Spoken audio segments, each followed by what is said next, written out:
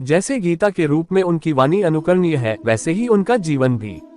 कृष्ण ने सिखाया कि रिश्ते कैसे निभाए जाते हैं, अपने पूरे परिवेश को प्रेम से कैसे भरा जाता है और जीवन के उतार चढ़ाव का सामना मुस्कुराते हुए कैसे किया जाती। महाभारत के महानायक भगवान श्री कृष्ण मानव इतिहास में मनुष्यता के सबसे बड़े मार्गदर्शक हैं।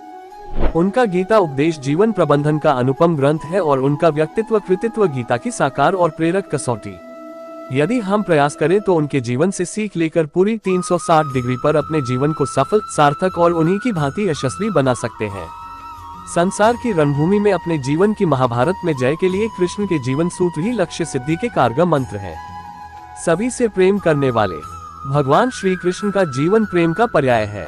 वे माँ, पिता, भाई बलराम, सखा अर्जुन और गोपियों सहित प्रकृति मात्र, यहाँ तक कि पशु पक्षियों से भी सदैव प्रेम करते हैं।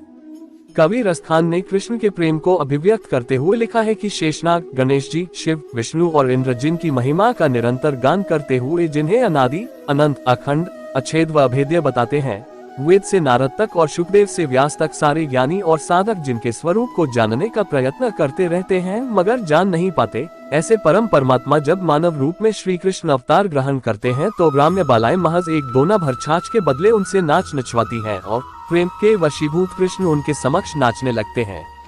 श्री कृष्ण सिखाते हैं, निश्चल प्रेम हर क्षण को सुख से भर देता है और पशु पक्षियों सहित पूरे परिवेश को आनंदमय कर देता है।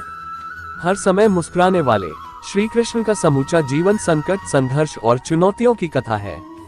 उनका जन्म कंस के कारागार में हुआ। जैसे तैसे नवजात कृष्ण सुरक्षित गोकुल पहुंचाए गए मगर बड़े होने तक पूतना सहित अनेक राक्षसों ने उन पर घात लगाए।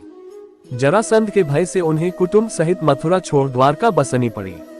महाभारत का युद्ध हुआ जिसमें उनकी इकलौती बहन सुभद्रा के पुत्र अभिमन्यु की निर्मम हत्या हो गई। गांधारी ने कृष्ण को उनके कुलनाश का शाप दिया और कृष्ण की आंखों के सामने उनका सारा कुटुंब आपस में लड़कर मर गया। मतलब आदि से अंत तक बहुत कुछ अप्रिय व कष्टदायक घटा। बावजूद इसके कृष्ण की आंखों से कभी आंसू न निकले। हर प्रतिकूल परिस्थिति में कृष्ण सदैव मुस्कुराते ही रहे। ईश्वर होकर भी साक्षी भाव से दृष्टा बने, सब स्वीकारते हुए सहज बने रहे। श्री कृष्ण सिखाते हैं, जीवन में कितनी भी प्रतिकूल परिस्थिति क्यों न हो, उसका मुकाबला मुस्कुराते हुए ही करना चाहिए। स्त्रियों के कृतज्ञ और रक्षक श्री कृष्ण स्त्रियों को मान देने व उनकी रक्षा करने में सदैव अग्रणी हैं। भागवत पुराण के रास पंचाध्यायी में निर्मल प्रेम के लिए वे गोपियों के प्रति कृतज्ञता ज्ञापित करते हैं तो जन्मदात्री माँ देवकी के साथ ही पालन करने वाली यशोदा की कृपा को पल पल सादर बखानते हैं। वे भीम को प्रेरित कर स्त्रियों को बंदी बनाए रखने वाले जरासंध का वध कराकर बंदी स्त्रियों को मुक्त कराते हैं।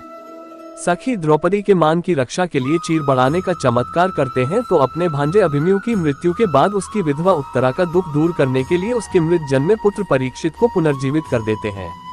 गुरु सांदीपनी की पत्नी की आज्ञा पर खोए हुए गुरुपुत्र को वापस लाकर गुरुदक्षिणा अर्पित करते हैं और क्रोधित गांधारी के कुलनाश संबंधी शाप को भी सिर झुकाकर स्वीकार लेते हैं, इसलिए कि कृष्ण स्त्री की महिमा को जानते और मानते हैं।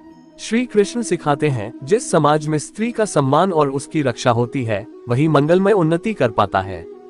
अच्छे और सच्चे मित्र दीनबंधु दीनानाथ श्री कृष्ण यूं तो सबके मित्र हैं, लेकिन उनके जीवन में 3 मित्र अर्जुन, उद्धव व सुदामा की मैत्री जग प्रसिद्ध है। सुदामा गुरुकुल का मित्र है, उद्धव तरुणाई के और अर्जुन द्रौपदी स्वयंवर की पहली मुलाकात के बाद अंतिम सांस तक का। भागवत की कथाएं साक्षी हैं कि गुरुकुल में सुदामा के टी भर अन्न को कृष्ण ने किस तरह कृतज्ञता पूर्वक याद रखा और द्वारकाधीश बनने के बाद सुदामा को धन धान्य देकर किस प्रकार मैत्री का ऋण चुकाया। ज्ञान के अहंकार में डूबे उद्धव को प्रेम का पाठ पढ़ाने गोपियों के पास भेजा। अर्जुन से अपने अनन्य प्रेम में कृष्ण इंद्र से भिड़ गए और खांडवन को जलने दिया। पहले शांतिदूत बनकर कौरव सभा में गए, फिर ईश्वर होकर भी महायुद्ध में मित्र के सारथी, संरक्षक व मार्गदर्शक बने। मित्र कर्मपथ से विचलित हुआ तो गीता का उपदेश दिया और युद्ध में विजय के बाद मित्र कहीं अहंकारी न हो जाए, इसलिए युद्ध के बाद अनुगीता सुनाए। श्री कृष्ण सिखाते हैं, संकट में मित्र की सहायता करो, भ्रम में मार्गदर्शन और आवश्यकता पर सहयोग। ये सब निस्वार्थ हो और कर्ता भाव से रहित हो तभी सच्ची मित्रता है। सफलता के लिए 5 मंत्र। प्रमाणों के अनुसार कृष्ण इस धरती पर 125 वर्ष रहे। इतनी दीर्घायु में उन्होंने विनम्रता से सिद्धि, कठोर परिश्रम, समयानुकूल नीति, सज्जनों का उत्थान और दुष्टों को दंड, ये 5 मूल मंत्र अपने व्यक्तित्व व कृतित्व के जरिए दिए। विनम्रता व सेवाभाव से गुरु सांदीपनि को प्रसन्न कर मात्र 64 दिनों में उन्होंने शिक्षा पाए और विनम्रता से ही जग को जीता। कठोर श्रम से उन्होंने द्वारका बसाए।